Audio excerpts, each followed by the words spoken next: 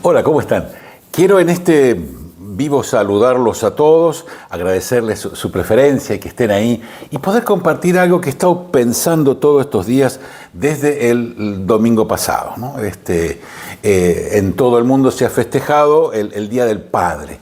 Y es sumamente importante la noción que tenemos que tener de esto de ser padre, las características de ese padre, la función fundamental y sobre todo la incidencia que ser padre tiene para el resto de las generaciones. Y aquí está lo interesante. Y quiero rebobinar para empezar bien atrás.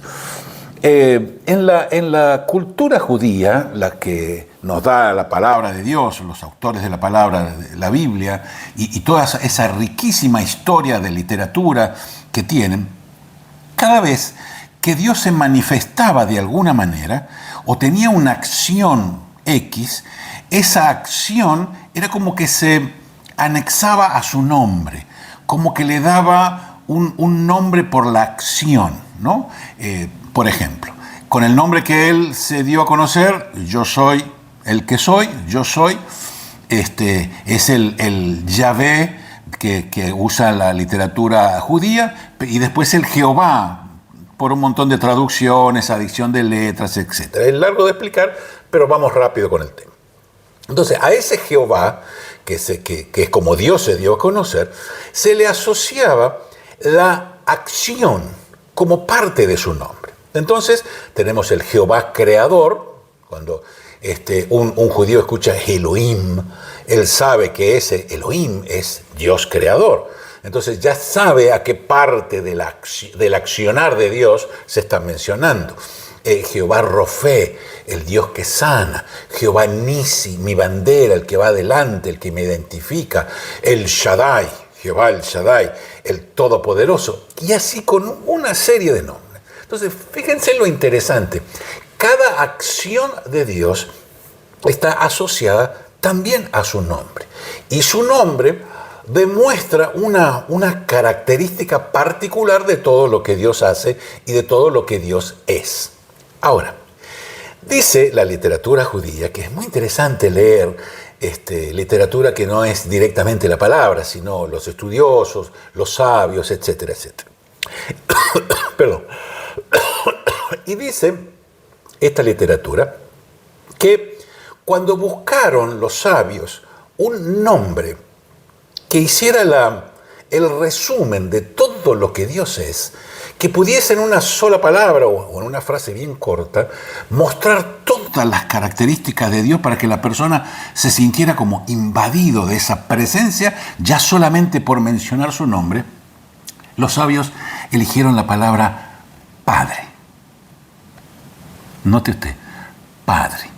Y es muy interesante esto, porque después Jesús, cuando viene y en el tiempo en su tiempo, cuando les enseña a los discípulos y a la multitud, hay una cosa interesante. Le dice: ustedes van a orar de esta manera: Padre nuestro que estás en los cielos, y ahí empieza el Padre nuestro. Entonces, que fíjese, el propio Jesús, cuando nombra a su Padre, le dice Padre, y está diciéndole Dios creador, Dios sustentador, Dios que va adelante, el que pelea mis batallas, etc. Todo, absolutamente todo lo que es Dios, está resumido en esa enorme palabra Padre, con P mayúscula, un Padre que está en el cielo. Ahora, lo que me vuela la cabeza y me hace repensar un montón de cosas que tengo que volver a pensar, es el hecho de que a nosotros nos dicen Padre. A los que al ser humano varón que tiene hijos se le da el nombre de Padre. De la misma manera. Y fíjese usted qué coincidencia que nosotros como padres tenemos como obligación o como característica o como rol o como lo que usted le quiera poner ahí, las mismas características que Dios cumple a cabalidad. Es decir, se espera del padre humano, padre con minúscula en este caso si queremos, que sea el proveedor. Se espera que el papá sea el que protege la casa. Se espera que el papá es el que va adelante en sueños y proyectos, mi bandera, el que un poco marca el rumbo. Siempre los ejércitos van detrás de la bandera, no adelante. Entonces, Jehová, papá es esa persona todopoderosa que todos los niños tienen, que su papá es un héroe. Y así sucesivamente con cada una de las características de Dios. Y mi querido, créame que eso asusta. Eso asusta. Imagínense a nosotros, pobres seres mortales, se nos ha dado el apelativo de padre de la misma categoría y con la misma fuerza y con las mismas responsabilidades, si de alguna manera tiene responsabilidades, de nuestro Padre Celestial. Es decir, para decirlo simple y llano, las características de Dios deben estar reflejadas y replicadas en el Padre terrenal.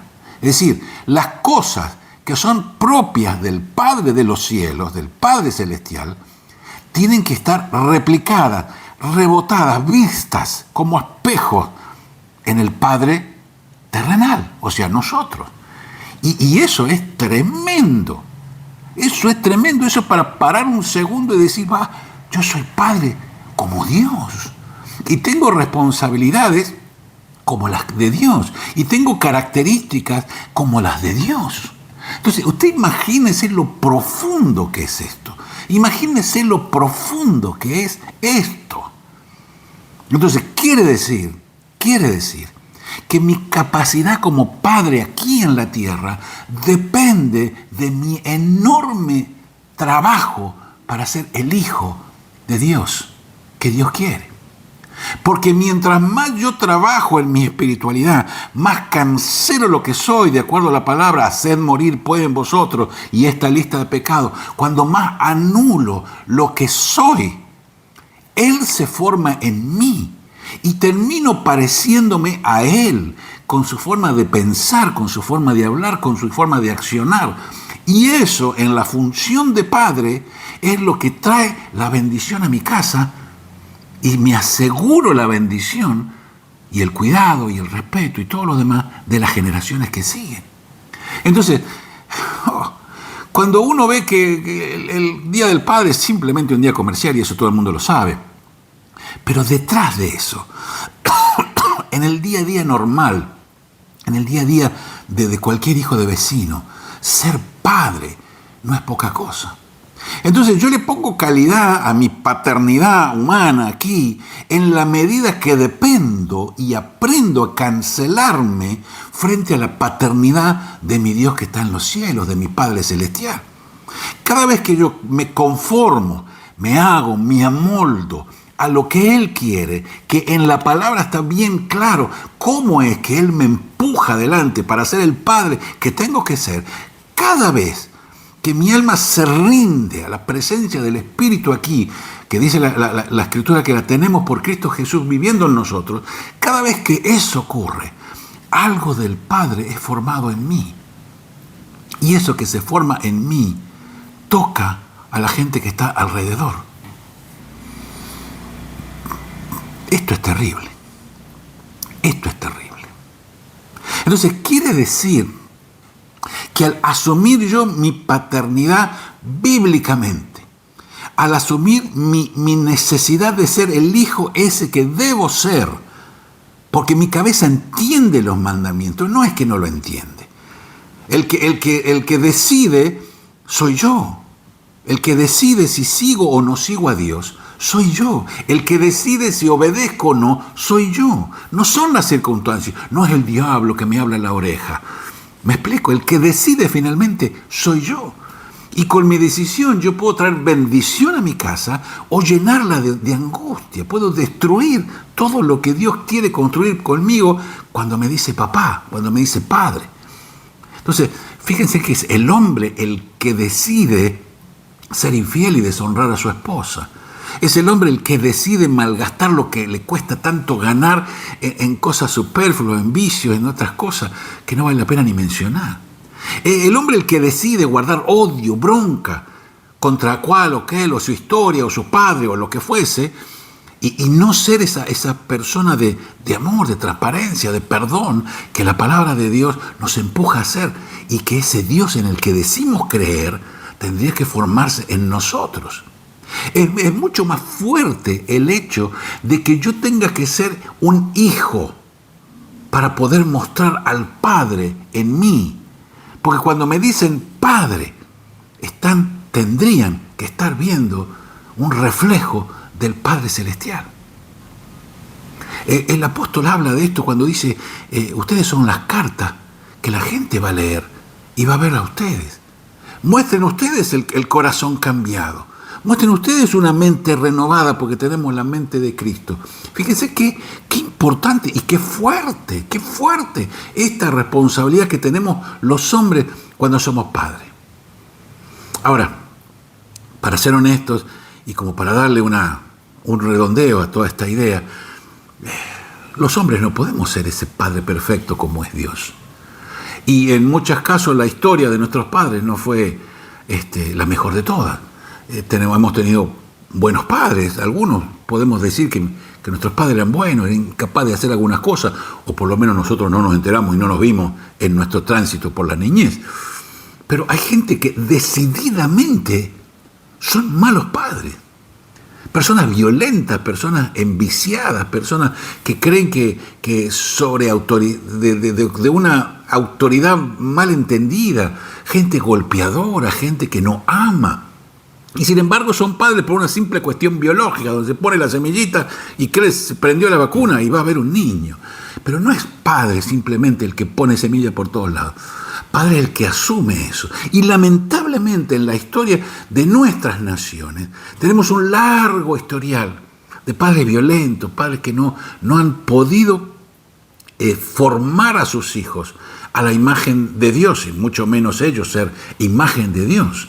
Y hemos creado con esa forma de ser padres, han creado rivalidades entre generaciones, odio, rabia, enfermedades, depresiones, suicidio, por causa de cómo me crió mi papá, o cómo fue mi papá conmigo.